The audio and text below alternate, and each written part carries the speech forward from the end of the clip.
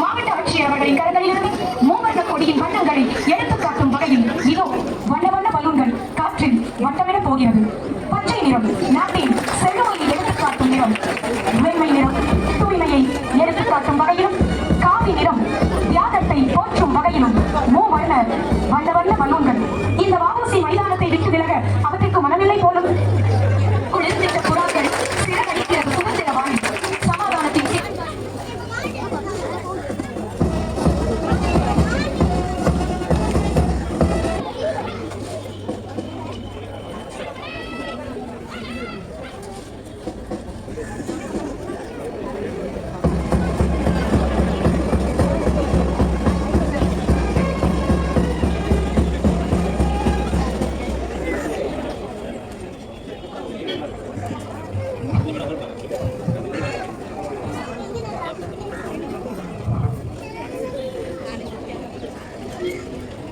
என்கிற எமது உள்ள கிடக்கையை உமது செடிகளில் மோதி இருக்கிறோம்.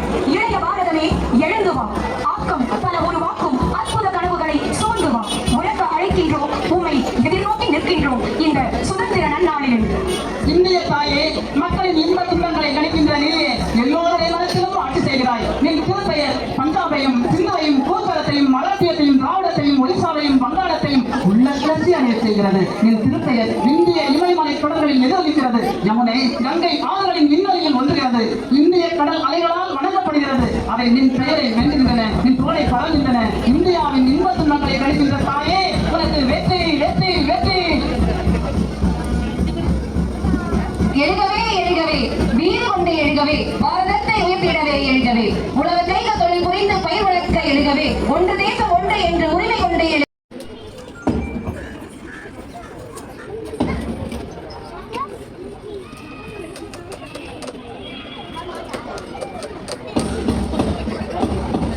இந்திய திருநாட்டின் 80வது சுதந்திர தின நல்லாளில் பெருமை மிகு மூவர்ண கொடி பட்டொலி வீசி பறக்க கடமை மிகு காவல்துறையின் திகழ் மேல் கண்கவர் அணிவகுப்பு இதோ நம் கண் முன்னே துவக்கிவிட்டது.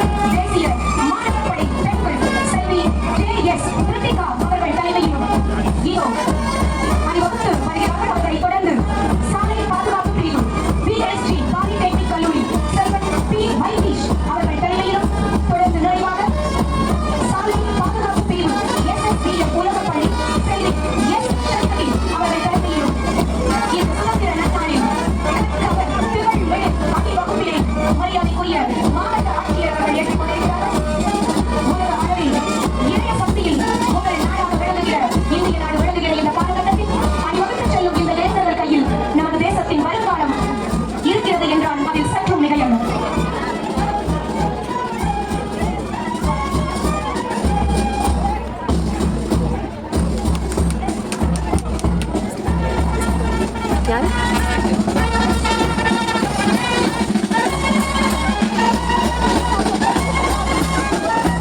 நாட்டை பாதுகாப்பதில் ராணுவம் ஒரு கண் என்றால் காவல்துறை மறு கண் என்பதில் எண்ணளவும் ஐயமில்லை.